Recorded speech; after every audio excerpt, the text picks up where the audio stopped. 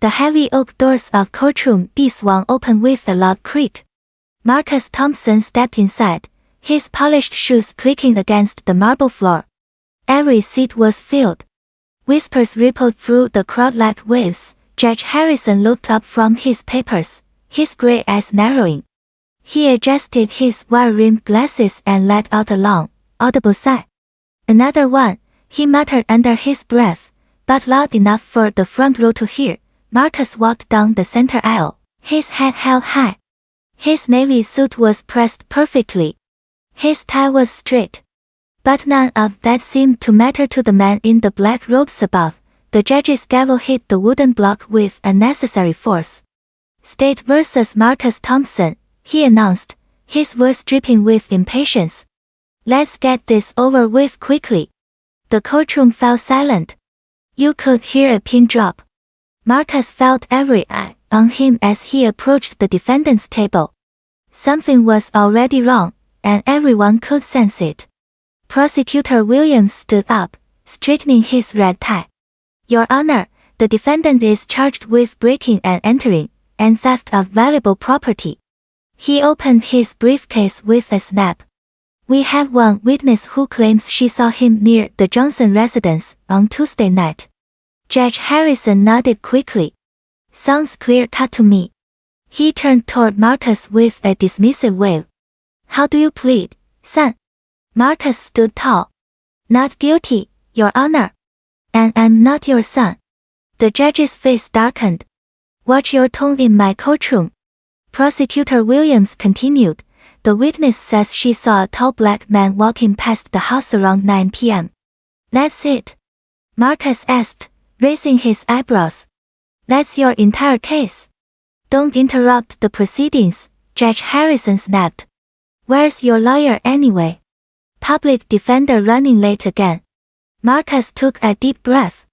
"I'm representing myself, Your Honor." The judge laughed out loud. Several people in the gallery shifted uncomfortably. "This should be interesting," he said mockingly. Marcus opened his leather briefcase and pulled out a thick folder. "Your Honor, I'd like to address the evidence presented under Rule 602 of the Federal Rules of Evidence." Judge Harrison's smirk faded slightly. "Rule what now?" "Rule 602 states that a witness may testify only if evidence is introduced sufficient to support a finding that the witness has personal knowledge of the matter."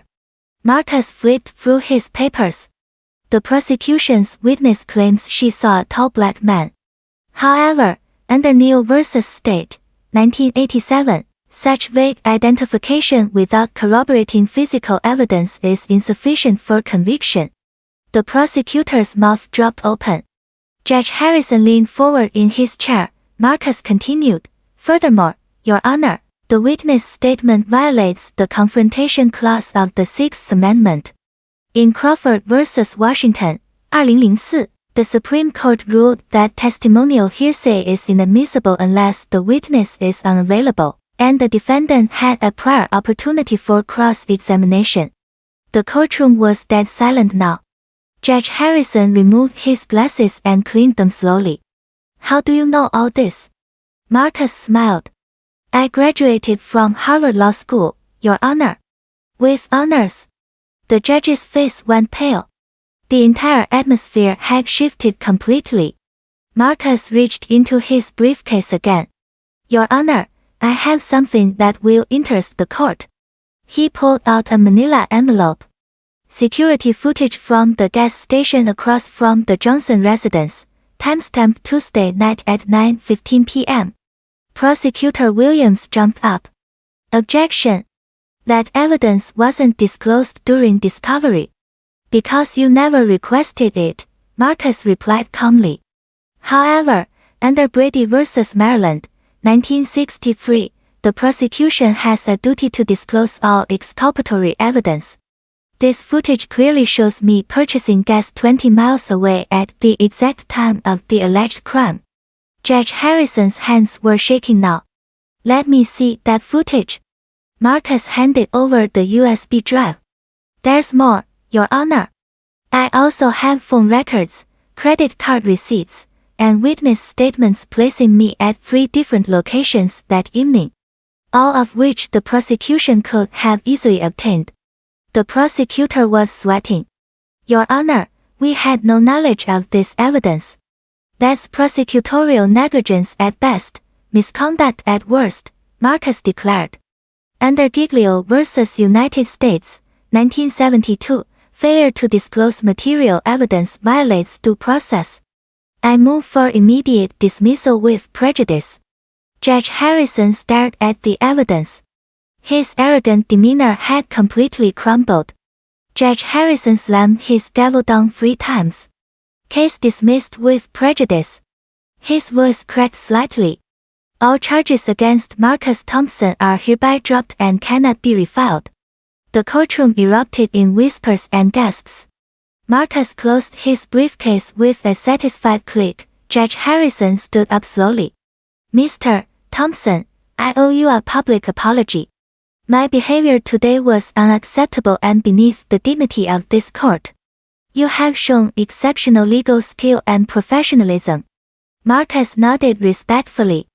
Apology accepted, Your Honor. We all have room to grow. As Marcus walked toward the exit, people in the gallery began to clap. The sound grew louder and louder until the entire courtroom was applauding. Outside the courthouse, Marcus looked up at the statue of Lady Justice holding her balance scales. A young black law student approached him. Sir, that was amazing. You just changed everything in there. Marcus smiled and straightened his tie. Justice isn't about the color of your skin. It's about the strength of your case and the truth of your words. Remember that. The sun was shining brighter now.